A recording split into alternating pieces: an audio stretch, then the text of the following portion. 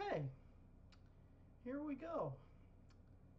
We'll wait a few minutes for people to come in, but from what I read, you should go ahead and start talking right away so that when people come in, you're not just kind of sitting there staring at the screen. So today is my, excuse me, my very first live Twitch stream. First time I've ever done anything like this. I've done a couple of TikTok lives, but those are not quite the same thing. But we're going to do a historical lecture today. We're not going to do any specific historical topics for the most part, but we're going to talk about what historical thinking is, what history is, why we study it, how we study it, all these kinds of things. And this will sort of help lay a foundation for talking about actual specific topics. Let me see, do I have anybody here on TikTok? It doesn't look like I have anyone on TikTok with me yet. I'm also simultaneously live streaming to TikTok. Hello, Mr. Bear. Thank you for being here. We're still waiting. Oh, hello. Hello, Jess. Thank you for being here. I've just kind of been talking at the screen for a moment here as I'm waiting for more students to come in. Hello. Woohoo! I'm also simultaneously live streaming to TikTok so that people will know what's going on, or even if they just don't want to jump on Twitch, they can at least get the talking part of this anyway. But I am going to sort of talk for just a few minutes, wait for students to come in, and sort of set the stage here, as it were. Is it live or is it? I don't know. I don't understand what you've written there. But yes, it's live. Anyway, so good afternoon, Watson. Thank you for being here. So today's first lesson is not going to be about any specific historical topics. Today we're going to talk about historical thinking, what history is, why we study it, how we study it. And this is going to help lay a foundation so that you're better equipped to think about the topics, the specific topics when we get to them. And so I think that will be useful. This is essentially going to be a modified and extended version of what I would give my undergraduate students here at the university level. I can't play it. I'm sorry, I don't understand what would be happening for you. This is my first time doing a Twitch live stream, so I'm new to this too. So I don't know what would be going on for you on your end. But I don't see haven't had any other people say that things are not working. So let's go ahead and get started with the actual history here. Good looks, bro. You're a real one. Thank you. Excited. Yes, very good. Oh, by the way, hello, Honey Bumble. You guys can, ask me questions, leave comments while I'm making my presentation. I'll try to answer them if it's within the flow, but we are going to have a dedicated sort of Q&A discussion time after I've given the actual lecture itself. So if I miss your question, don't worry. We may have another chance. Coming through fine on this end. Good. Okay, so the big question, right? What is history? Why do we study it? Why are we doing this at all? So what we're going to start with is some famous quotes about history from famous historical figures that can sort of help us look at the different kinds of things that history can mean to different people. So, is history a mere accounting of the past? Is it just names and dates and point A to point B, etc., etc.? Cicero, the famous Roman statesman, certainly thought it was that in some ways. Cicero is most famous for his viewpoints on republicanism, that is, Republican with a little r, and Republican styles of government, and fighting during the crisis that led to the Roman Empire. But Cicero said that history is the witness that testifies to the passing of time. It illuminates reality, vitalizes memory, provides guidance in daily life, and brings us tidings of antiquity, right? So Cicero saw history as something that was an accounting of the past that could give us a connection to the past, right? Something that could guide us in our daily lives, as he says, when we understand how we sort of got to where we are, the A to B sequence of things. And to many people, that's mostly what history is. But it's also a lot more than that. It's also, to some, perhaps a form of immortality, right? Or even more specifically, a plea not to be forgotten in the sands of time, right? And this quote will come from Anna Komnene, who is a 12th century Byzantine scholar. She's most famous as the author of the Alexiad, which is an early account of the early portion of the Crusades. She was also important in the political events of the Byzantine Empire, attempted to overthrow her brother and take the throne for herself. But Anna Komnene said, "Time, in its irresistible and ceaseless flow, carries along on its flood all created things and drowns them in the depths of obscurity." Is it just me or is it a little quiet? I'll try to speak up. I'm still tweaking the sound. Sorry about that. Drowns them in the depths of obscurity. But the tale of history forms a very strong bulwark against the stream of time, and checks in some measure its irresistible flow, so that of all things done in it, as many as history has taken over, it secures and binds together, and does not allow them to slip away into the abyss of oblivion. And so this is something that's kind of a bleak thought, right? Kind of a dark thought, that so much of human experience can and will ultimately be lost to the passage of time, right? But something that we can do is to record and to study history, and that will help keep at least some portion of human experience immortal and keep it from being lost, right, to those streams and sands of time. Let me take just a moment to try adjusting the sound here. I had the sensitivity turned down a little because I was afraid of a white noise, but hopefully this will help. You guys let me know if this sounds a little better now. Will there be an essay due on this week's content? No essay, but I do hope you will pay attention because I believe it will make you a better thinker in general. That's what we hope for all of our history students. Your levels are better. Good. Thank you, Mr. Bear. Appreciate it. Good. Legit taking notes. Good. Better. Glad that this sounds better. Okay, so what else can history be? It can also be a sort of amusing soap opera, right? And an amusing, entertaining thing to watch from afar. And one quote about this comes from Edward Gibbon. Gibbon is one of the earliest that does what we would recognize as history today. His book, or his books, volumes, on the decline and fall of the Roman Empire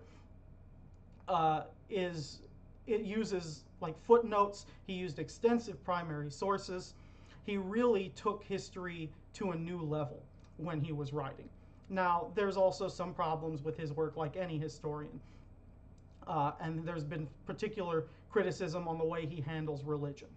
But he was extremely important. And what he said is that history is indeed little more than the register of the crimes, follies, and misfortunes of mankind. Which, I get where he's coming from. History certainly is very good at that, right? At recording the silly or terrible things that people do to each other and things that happen to each other. And you can see someone writing about the decline of the Roman Empire could certainly see this as something that was happening, right? Crimes and follies. Rather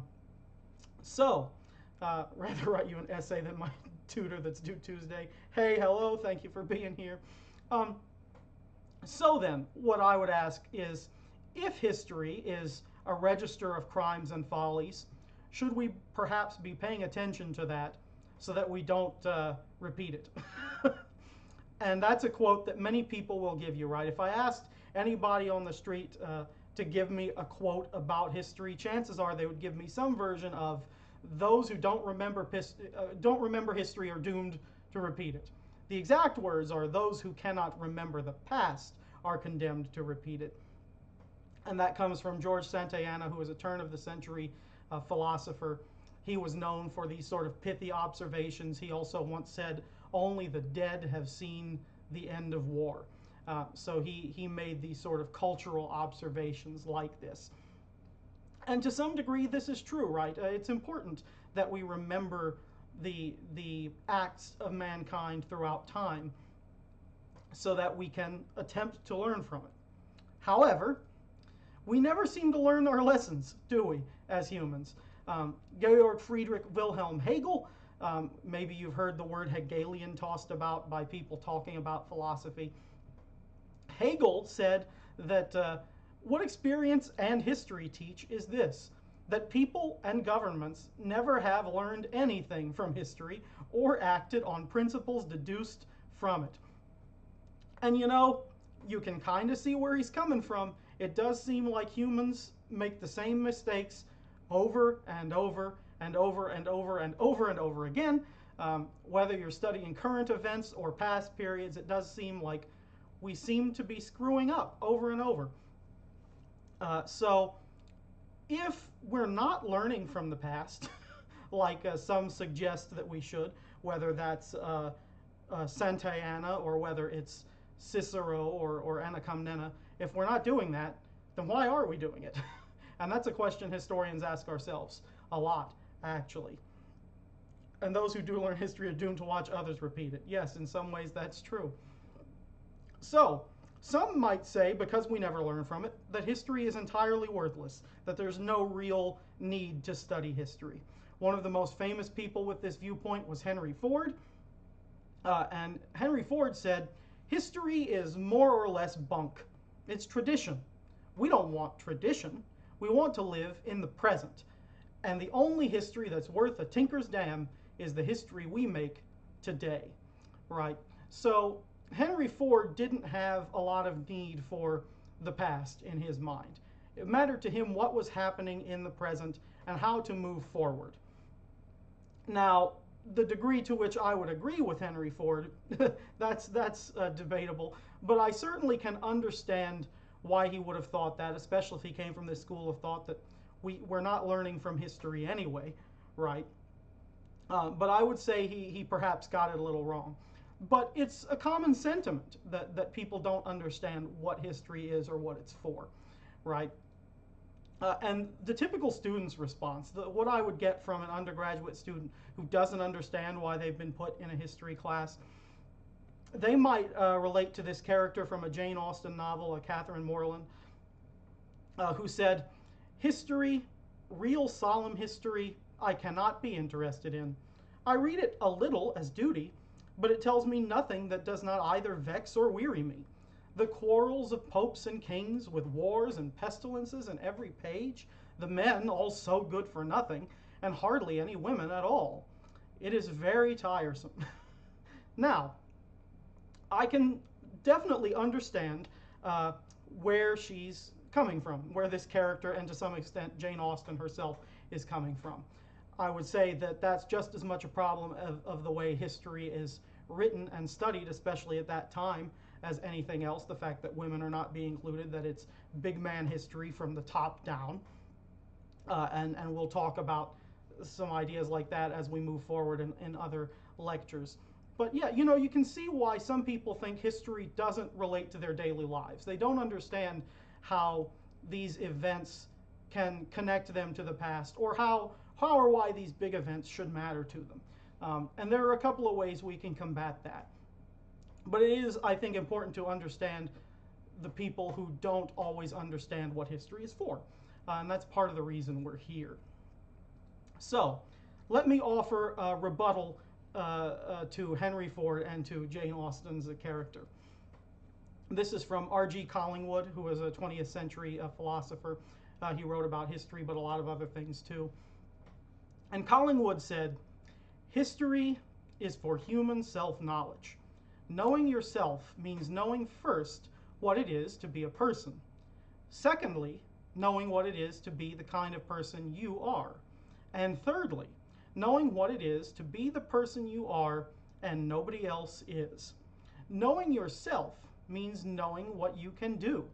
And since nobody knows what they can do until they try, The only clue to what man can do is what man has done.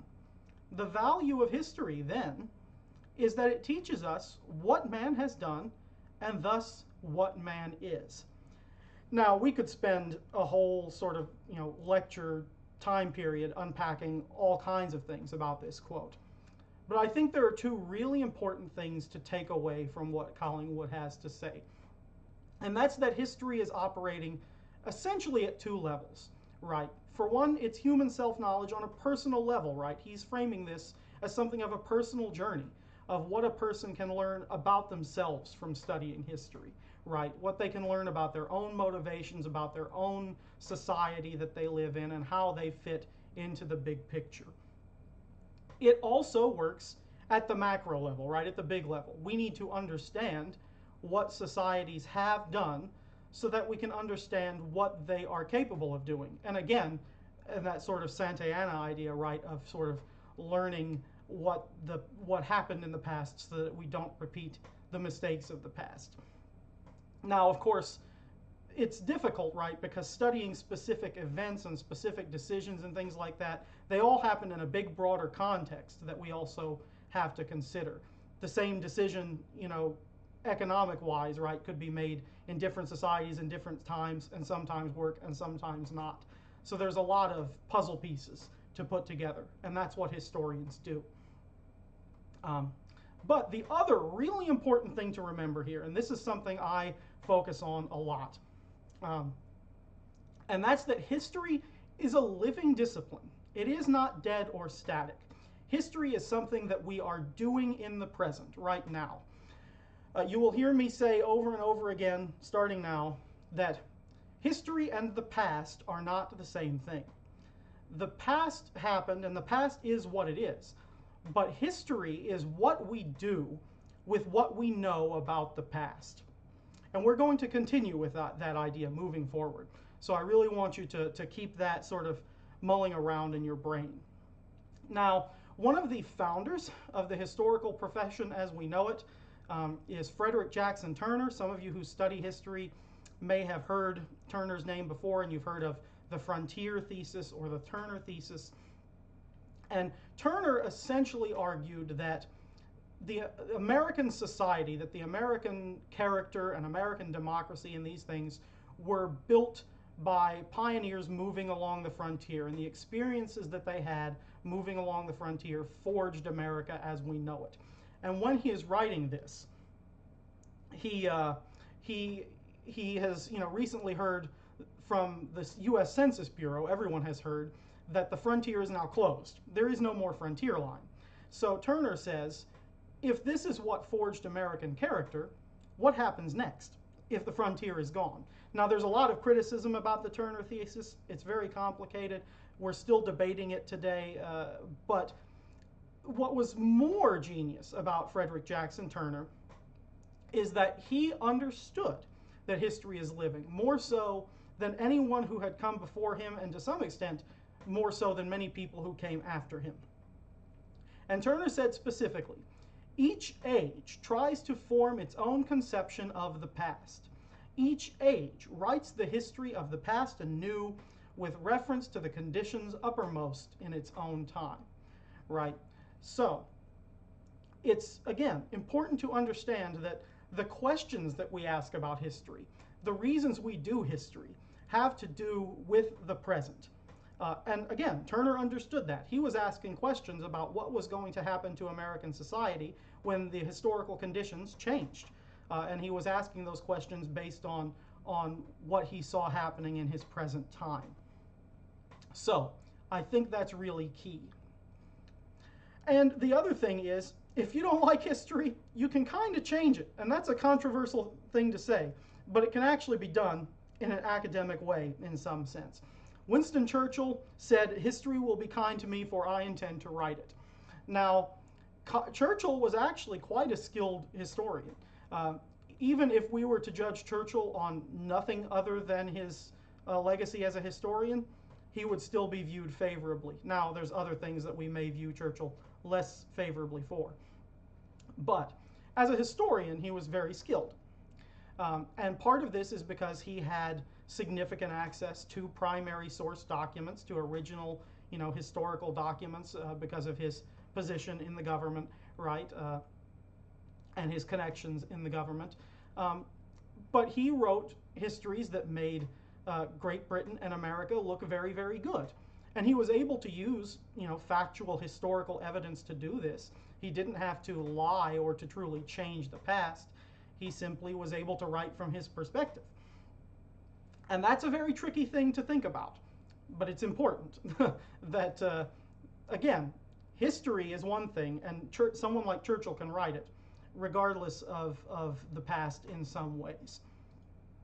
So all this brings us to kind of the nuts and bolts now, right, of what history is in practical terms, and how do we do history, for lack of a better term. And again, I've put this sentence here at the beginning. This is important. History is what we do with what we know about the past. And it's important to know that what we know about the past is extremely limited. And we're going to talk about that in the next couple of slides too. But there are three essentially sort of umbrellas that sources fall under that we use to do history. Primary sources are mostly anything that is created at the time that is being studied. Court records, newspapers, documents, correspondence, speeches, literature, etc. The list goes on and on of things that are created by the people who live those events. And then secondary sources are things that are written about that time period later using primary sources for evidence. So these are your historical monographs, your main, historical books that you pick up at Barnes and Noble. These are scholarly journal articles. Stuttered a little there. These are the professional historians writing sources using mostly the primary evidence. And then you have the tertiary sources. These are the things that are written to compile and summarize the information from the secondary sources, usually with some primary thrown in. So these are textbooks that we use for schools. These are museum exhibits to some extent, right? Although, of course, those might be secondary too, depending on how we're using them. Or they might even be primary. If we're doing, research on how museums present things, then all of a sudden they're a primary source. And so any type of source can move between these three umbrellas depending on how it's being used. And that's kind of complicated too. And figuring out which and which essentially only comes with practice. But it's important to know those three umbrellas, right? And then essentially, historians of any given period will present a hypothesis about what they're studying. So like Turner presented his hypothesis about the American frontier. Other historians will debate these hypotheses and their merits, and then a historiography develops. Now that's a big fancy word that can be scary to some. It was scary to me when I first tried to learn about it. But what historiography is the history of history. It's the long historical arc of how professional historians have thought about the past and thought about historical scholarship. So not only how historians have analyzed primary documents, but also how they have debated each other and built these hypotheses, these methods of thinking, etc. Historical scholarship can change based on a lot of factors, but especially larger cultural shifts. So if you read histories from 1950s United States, they read like people of the 1950s United States thought. Whereas if you read histories from today, especially histories that are written in places that aren't the United States, they have a very, very different perspective on the past and on past histories, right? Now, again, the past never changes. The past is what it is. But our access to the past is what's limited. It is fleeting, right? Documents and historical records of any kind only last for a certain amount of time. Some have lasted a long, long time. Some have been lost to those sands of time that Anna Karenina feared, right? Our access to the past is incomplete. Only certain people have the ability to create records to begin with. Again, not all of those records survive, but they also have their own conscious and unconscious biases when they create records to begin with. They're choosing what to put in the things they write down. And yet, our access to the past does also grow, right? It's, in the modern age with the internet, where we can give people greater access to sources through digitization, and more and more people are able to go to universities and to study history at that level and to get funding to go to archives and museums and really study the primary sources. So in some ways we do have more access to the past. But that's complicated. Again, the past is being understood in the present by people in the present. So the way we look at history now is different from the way Turner looked at it because our society is different. And finally, just sort of another nuts and bolts thing, historiography is broken into topical subfields, and they all have their own specialized methods of understanding the past. So labor history is one thing, military history is another, women's and gender history is another, and there's a million of them, and they can overlap too.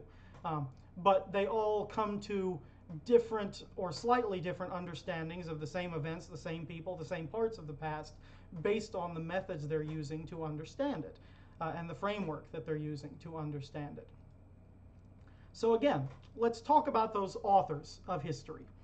Whether we're talking about primary, secondary, or tertiary sources, we have to consider the creator and their audience when it comes to historical sources. Who was the author? What's their relation to the events that they're writing about? Race, gender, class are studies that are categories that we always study. Are they relevant to this document? Is race part of what's going on?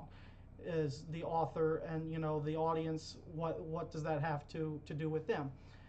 Is the author an eyewitness, or are they writing something that they heard about, or writing their opinions on something that they weren't there for? How long after the fact are they writing? Are they writing in their journal that night? Are they writing a newspaper article next week? Is this a court case that's been going on for months? And that can become really tricky too, because is an oral history taken years after events happened still a primary source? I don't know. I can't answer that, and I've taken a course on oral history, and I still debate myself over it.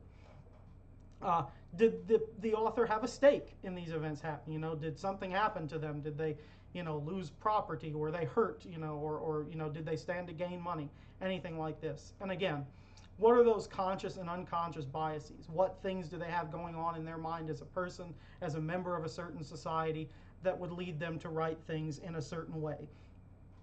And finally, who are they writing for? Who is the audience? And we can ask all of those same questions that we ask about the author, about the audience, right? And what the audience is going to want out of material. Is it a person writing in their journal so that they can record their own memories and they're not expecting others to read it? Or are they writing, a newspaper article for a town?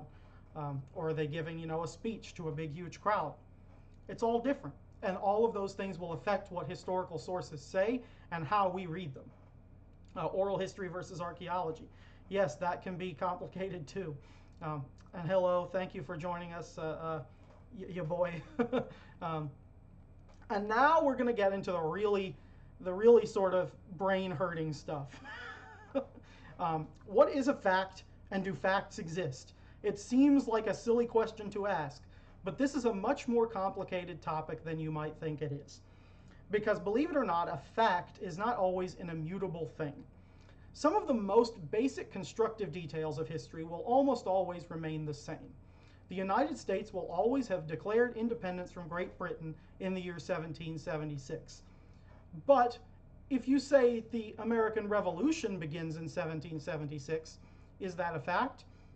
Well, sort of, but I could argue that the American Revolution is something bigger than the war, and it begins in 1765 with the Stamp Act, or even earlier. And the same thing, when does the American Revolution end? Does it end in 1783 when the war is over? Does it end in 1787 when the Constitution is written? 1791 when the Bill of Rights is written? A lot of people argue that in some ways the American Revolution is a concept that's still going on because we've never lived up to those Enlightenment ideals. Now that's stretching it a little. But the point is, we use these facts in a certain way.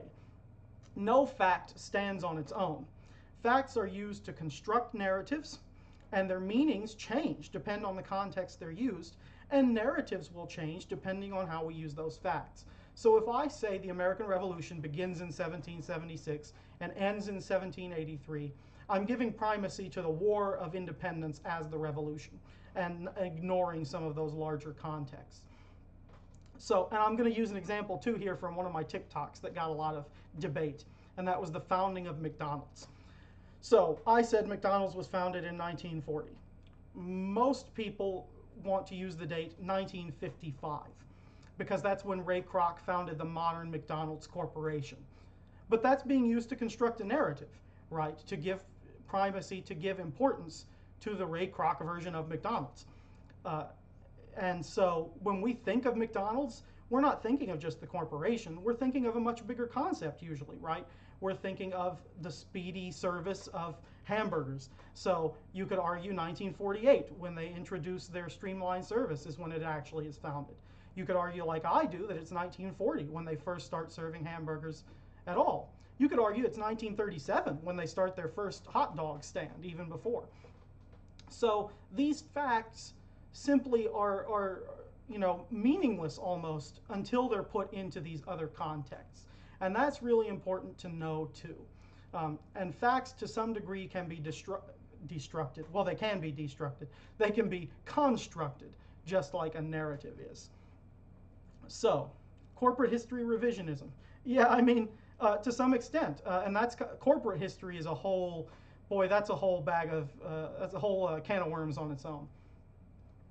So, one more thing I want to talk about here, because we've talked so much about presentism and understanding history through the present. But there are dangers to that we always need to be aware of.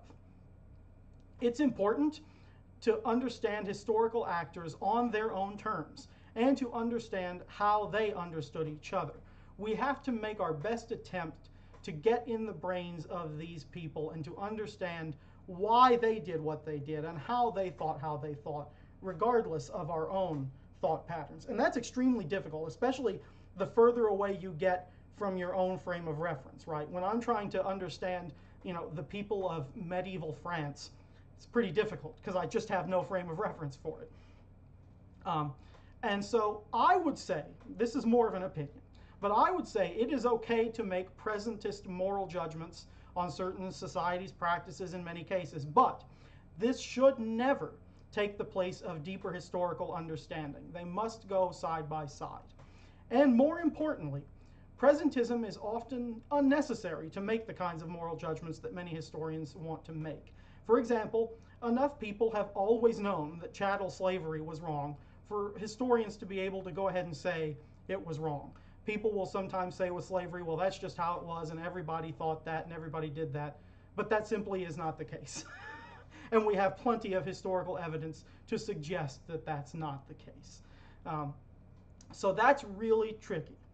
And I would say if we don't make an attempt to understand the motivations and thought processes of historical actors on their own terms, we're losing out on massive portions of human experience. And Anna Komnene would certainly not be very happy about that. Cicero would certainly not be very happy about that.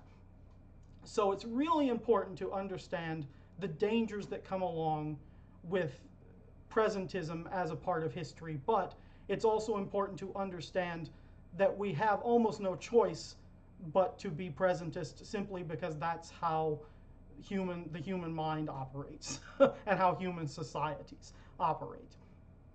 So that brings us then to questions and comments and feelings and any discussion you guys may want to have. That's my sort of diatribe on what history is. So I'm happy to do my best to answer any questions that you might have for me, or for you to discuss among yourselves, or to entertain any specific thoughts you may have about this. Because again, there's some controversial things, especially there toward the end. Was the syllabus on the Canvas site? I couldn't find it. If I had the ability to sort of set up Canvas for you, I almost would, except that I don't really have lessons planned that far out. Views of slavery really change per decade, location, etc. That's very true in many ways. especially the more and more localized you want to get about it. And there's a great map of the prevalence of slavery in the United States from the Civil War, and this map is done more by county, because we always talk about slave states, but it was slave states politically, but socially it was slave counties. And I can point to examples of this in Texas in particular. Van Zandt County was Swedish and didn't have slavery. Goodness, I do not miss Canvas. Yeah, I have to use it as a teacher here at UT Arlington, and it can be tricky sometimes. We have our Discord. That's true. If I wanted to put some things in Discord, I could, but I don't have a full syllabus for you. I'm not quite that far ahead on my thinking. The next lecture topic will be on the traveling circuits. We're going to have a little more fun next time around.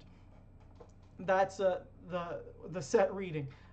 So you don't have to do any advanced reading, but if you want to for next lecture, you can read a book called The Circus Age by Janet M. Davis. And I'll repeat that for you. It's The Circus Age by Janet M. Davis. And that is a book that sort of sets the stage for how the circus is extremely important to the foundation of American society. I viewed it for North Carolina, so that's very true. Yeah. But I think we're mostly going to do topics like that are, one, my specialty, and two, topics that maybe you haven't heard too much about in regular courses, things like that. I'm British. Do I need to do it? You don't have to, but I would say there's actually stuff in there for you too, especially because the interconnections between the United States and England during that time, and the connections in the circus industry in particular. Can you repeat the book for me, please? The Circus Age, A-G-E, The Circus Age by Janet M. Davis. That would be there we go, yeah. That would be the most important thing if you were going to do an advanced reading. I mean, there are a couple of others. There's, I think, if I was going to recommend one other, I would recommend Robert Wilson's biography of P.T. Barnum. Wilson is the author. The book is just called Barnum. That's the most recent version, most recent biography, excuse me, of Barnum. Although Barnum, as important as he is actually only a very small part of circus history. Well, small time-wise, big influence-wise. But there's a whole lot more going on. We're not going to spend as much time on him as you might imagine in that lecture. But yeah, all right. Well, if you guys also have any feedback on the Twitch itself, on this stream, on that kind of thing, I'm also perfectly happy to hear any feedback you may have. Again, this was my first time doing it. I noticed, again, y'all told me that the volume wasn't great there at the beginning, but I heard it got better, so that's good. I know the aesthetics could be more appealing. I don't have, the layout that the fancy gamers do. Perhaps I can try to develop something on that. Lecture on Christmas, not on Christmas, and actually, I will not be doing a lecture on the 27th. I'm going to skip that one because of the holidays. So we'll do one next week on the 20th, and then the next one after that will be the 3rd. And I'll remind everybody of this. This will be in the Discord. It'll be on TikTok. I'll make sure. Hometown man, grew up nearby. He has a museum the town over. I've never visited the museum yet, but I probably will in the summer. I'll be going for the Circus Historical Society conference. Looked okay to me. Good too. Super awesome. Thank you. Well, thank you guys for your feedback. I sure do appreciate it. Thank you so much for being here, for being engaging. I can't tell you how much it means to me. This really was an exciting thing to do. Going to vibe in the Discord. Yes, I will try to be there for a few minutes. I do still have some other things I got to handle today too. But love this. Can't wait for more. Great. I'm so happy to hear that. Your connection dropped. I'm so sorry. Well, don't worry, because it will be saved on Twitch, and I'm also going to upload it to YouTube.